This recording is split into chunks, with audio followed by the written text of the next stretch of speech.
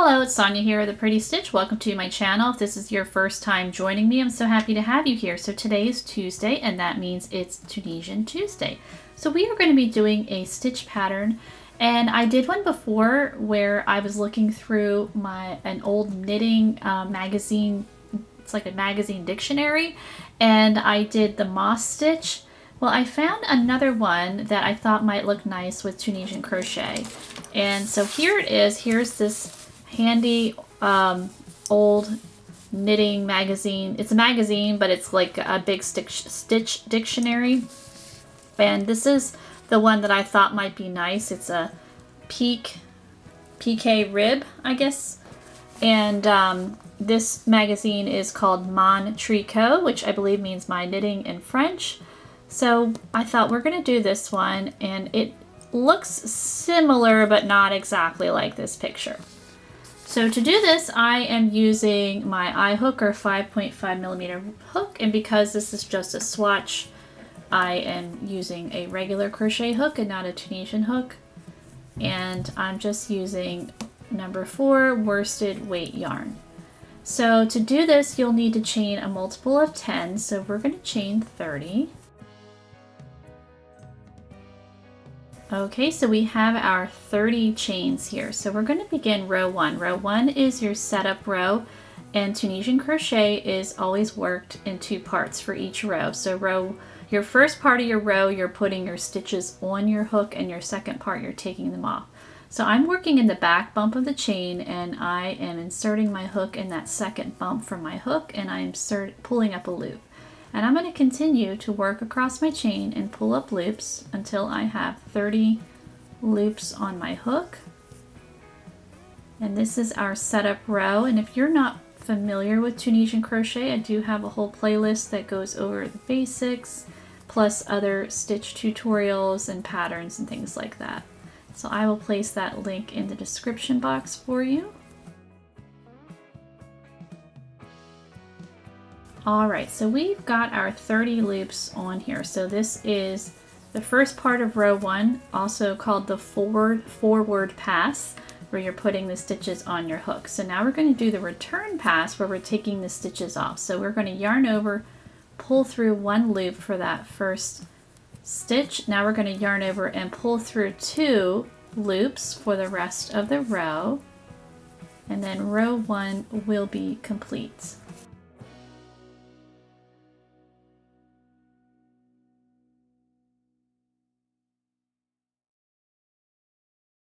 Okay, so there is row 1. That is our setup row. So row 2, we are going to work a purl stitch in that first stitch. So I'm going to have my yarn in front, and in that first vertical bar, I am inserting my hook, and we're working a purl stitch. And we're going to work another purl stitch.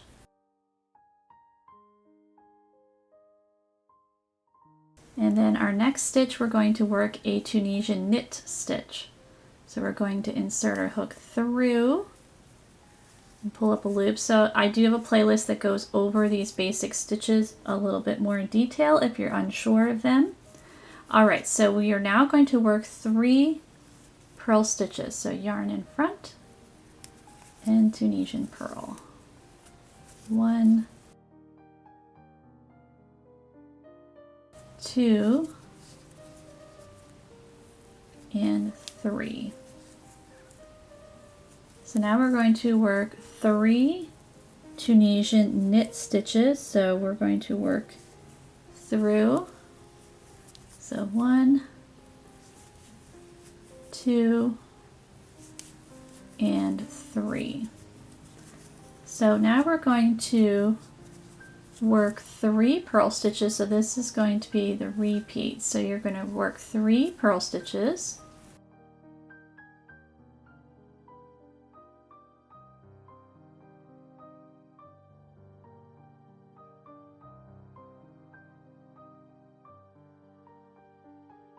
One knit stitch, 3 purl stitches. So in between your knit stitches, whether you're working 1 or 3, you will have 3 purl stitches. So now we work 3 knit stitches. So you're going to repeat that across for however long you have made your swatch. So I worked 3 knit. Now I'm working 3 purl.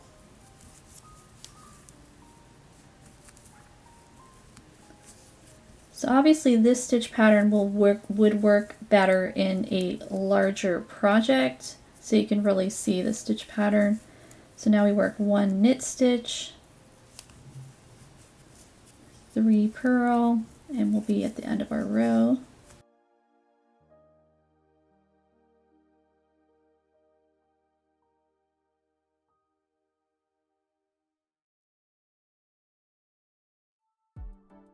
Okay, so we're at the end of our row here. So we have 2 vertical bars and then the very end. So we're going to work 2 knit stitches to finish out the row. So we have our 2 knit stitches. So to finish this off, this last stitch, it looks like a chain. We're going to insert our hook right through that chain to finish up the row and pull up a loop. So now we have 30 loops on our hook again, and we're going to work them off the same way we worked row 1. So you're going to yarn over, pull through 1 loop, yarn over, pull through 2 for the rest of the row.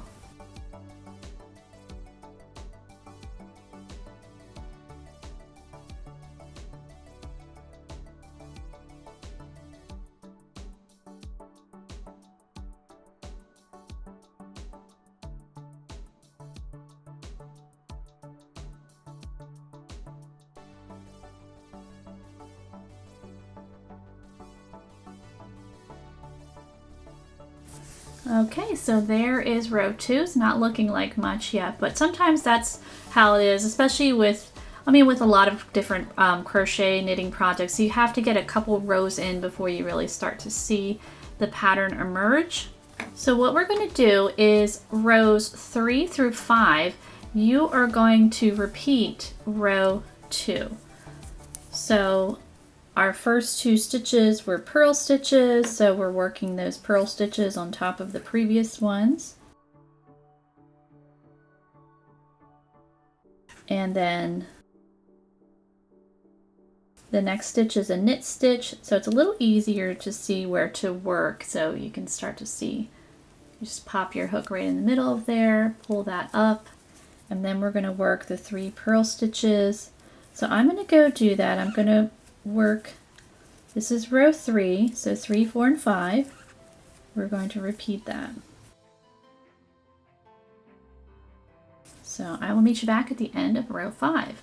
Okay, so I have worked 5 rows here, and if you're having trouble counting your rows, if you turn it on its side, it looks like the tops of regular crochet stitches. So 1, 2, 3, 4, and 5. Okay, so let's do row 6. So row 6, we're actually going to purl all the way across. So yarn in front and work in that first vertical bar, and we're going to work purl stitches all the way across.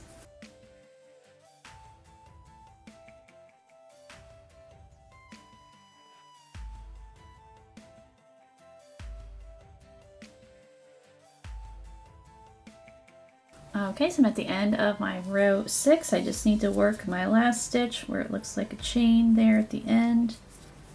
I'm pulling up a loop. Okay, so now we need to work these off like normal. So we're going to yarn over, pull through 1, yarn over, pull through 2, and then row 6 is done. And then the repeat will start. So rows 1 through 6 here were the setup rows.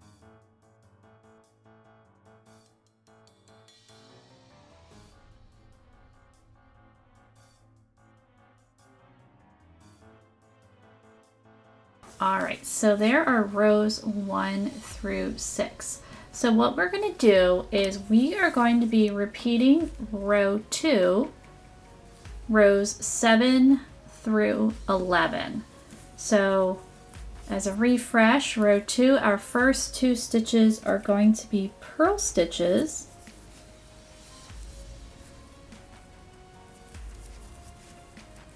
And then our next stitch is going to be a knit stitch. So there's that vertical bar. It's a little bit, when you're doing a purl, when you're doing purl stitch, it kind of shrinks that vertical bar a little bit. Let me grab my knitting needle, then my double point kind of help show what I mean. So here is that vertical bar. There's the little purl. So you're going to insert your hook through there for the knit stitch. So it just makes it a little bit smaller. So just wiggle your hook in there and poke it all the way through to make that knit stitch. And now we're going to work 3 purl stitches, because in between the knit stitches we always work 3 purl stitches.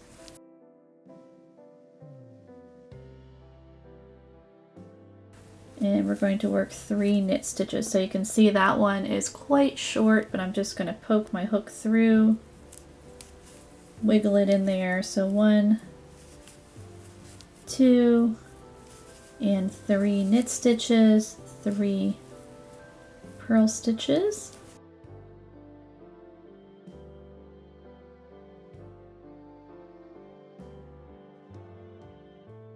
So this is the start of the repeat. So we have the 3 purl stitches, the 1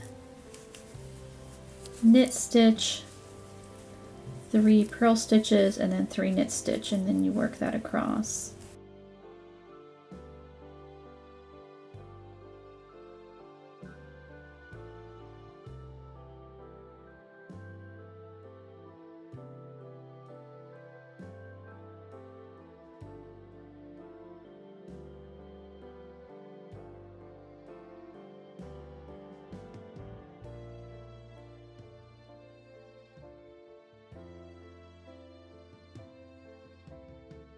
So now we have 1 knit stitch here, 3 purl stitches,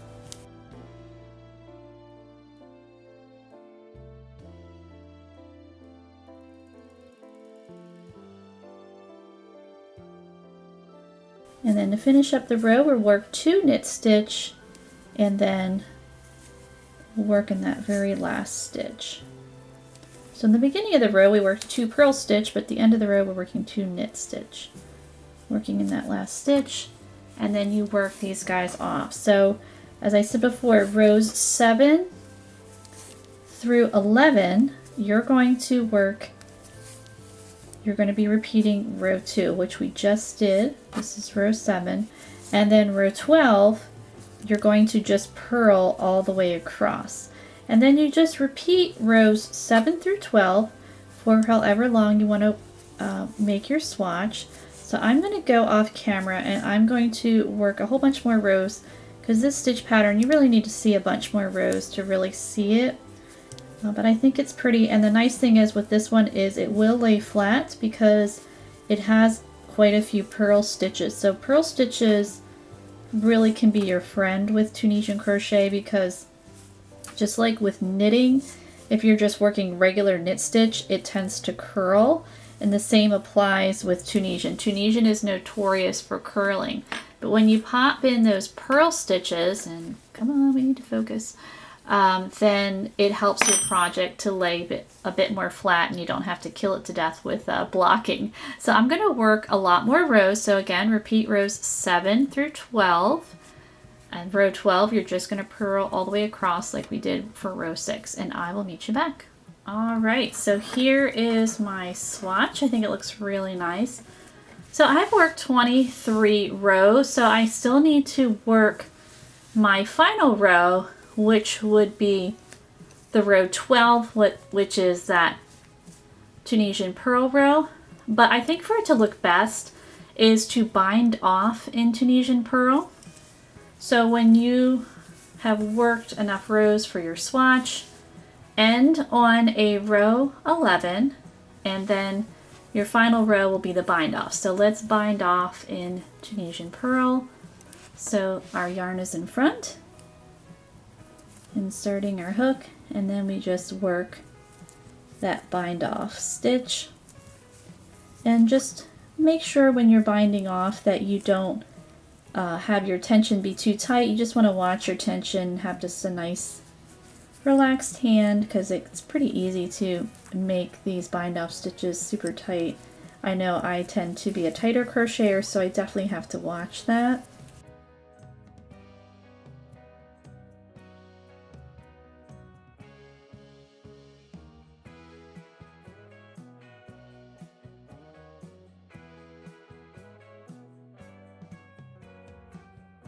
Okay, so I've reached the end of my row, so I just need to work in that last stitch that looks like a chain.